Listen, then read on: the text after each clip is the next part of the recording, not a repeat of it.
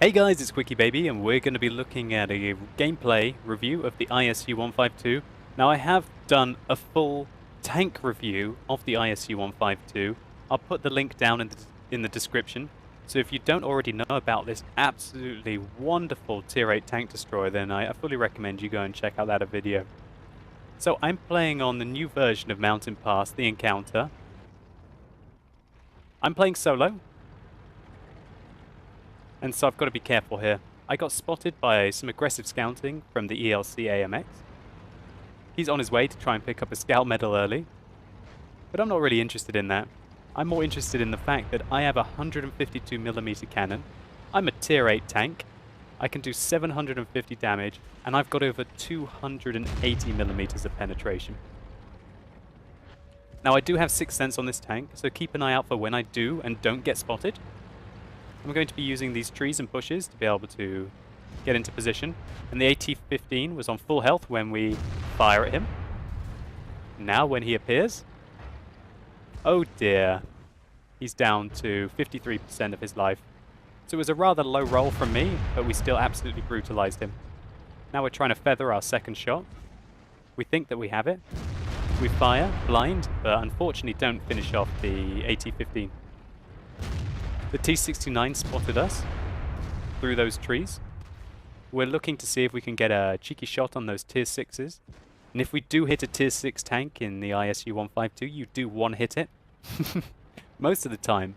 Unless it's, for example, a VK3601, which I think have got over 800 hit points. But still, generally, if you hit a tier 6 tank in the ISU 152, you get a rather satisfying one hit.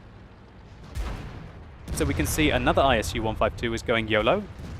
And then just to pause it here, this is the tier 8 French tank destroyer, the AMX AC 1948. So as we can see from the outline here, there is a very prominent, what looks like a machine gun tower on top of the tank. So where are we going to aim?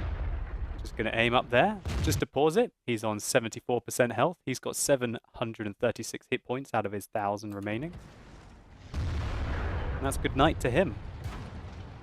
We turn our tank to the side, but that still doesn't stop us from getting penetrated. What looks like a shot from the AT-15. So, that's our first kill of the game.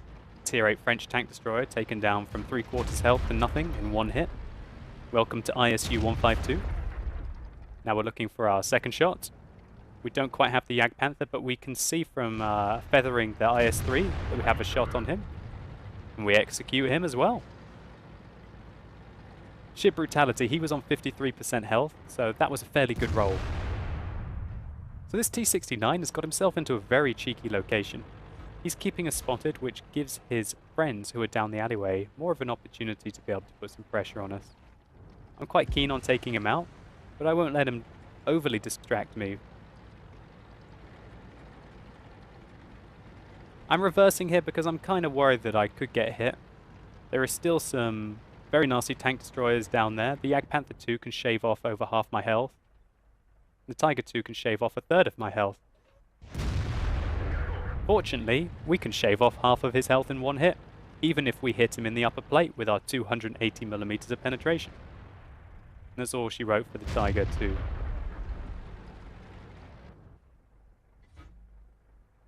So we've taken out 3 tier 8 tanks so far.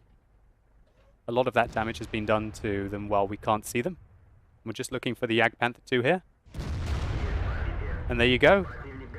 We hit him for 789. And we set him on fire as well. The fire burnt for 361, meaning that we did 1,150 damage to the Jagdpanther 2, a tier 8 German tank destroyer, one-hitting him. And this really is where the ISU 152 shines, being able to brutalize tier 6, 7, and 8 tanks, while also still taking huge chunks out of tier 9s and tier 10s. But really, when you shoot the low tier tanks, that's where your strength is. So there we go. There's a tier 8 British tank destroyer for you now. We hit him earlier on in the game, and we just sniped his cupola. Thinking on that, I'm not sure if that's a cupola of Commander's viewing port or if that's a machine gun tower on top of the AT-15. But all that we do know is that we just absolutely brutalized this alleyway. We've picked up 5 kills, including killing a German tank destroyer, a British tank destroyer, and a French tank destroyer, a German heavy tank and a Russian heavy tank, all of our tier. So now you're seeing that the ISU 152 is not slow along the flat. You think it might be slow, but no. We're chugging along here at 40 kilometers an hour, and we're about to get some awesome flanking opportunities here on the enemy.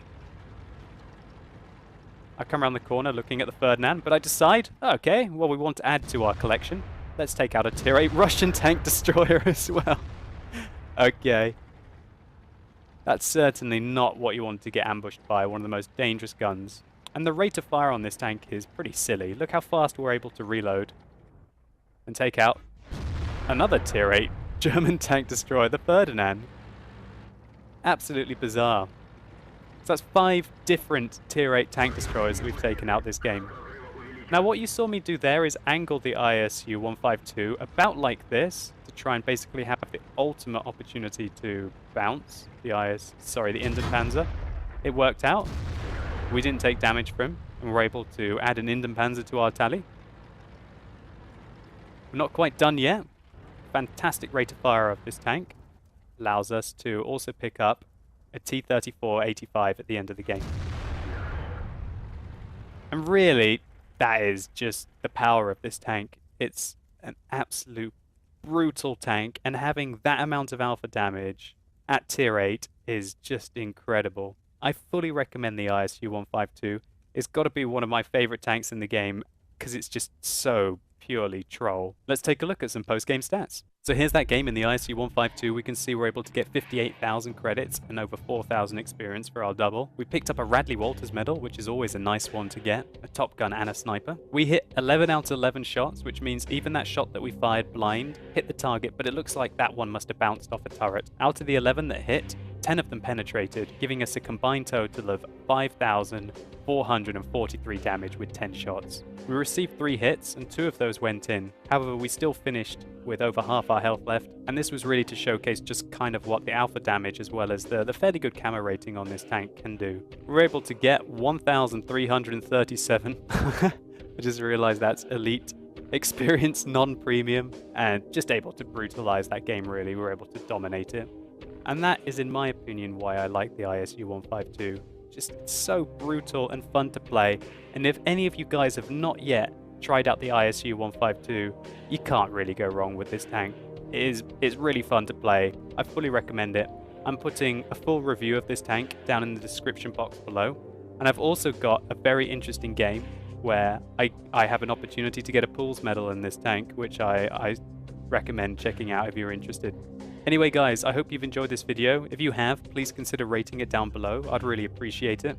What do you think about the ISU 152? Tell me down in the comments below. Do you think that it is overpowered? Or do you think the fact that the tank doesn't really have that much armor, or hit points, or track traverse make up for the fact that it gets such a monstrous gun? One of my opinions is that if you remember a couple of patches ago, they adjust the gun dispersion, which was an overall buff to the accuracy of all of the guns in World of Tanks. Now, in my opinion, the least accurate guns were buffed the most in that patch. And I feel that the ISU 152 significantly benefited from it, probably more than any other tank in the game. Well, that might be a bit too much to say, but I hope you're getting my point, that the fact that that accuracy buff has had massive implications for all the derpy, inaccurate guns. All you really need to do in the ISU 152 is generally hit the target. You don't really need to aim for the weak points. And that means that now that the extreme outliers have been either completely taken out or at least severely decreased in the gun dispersion, it just adds to the immense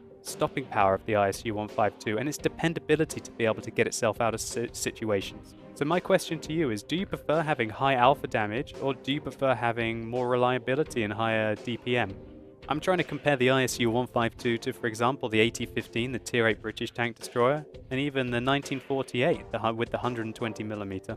Anyway guys, I hope you've enjoyed this video. You've been epic, and hopefully I'll see you soon.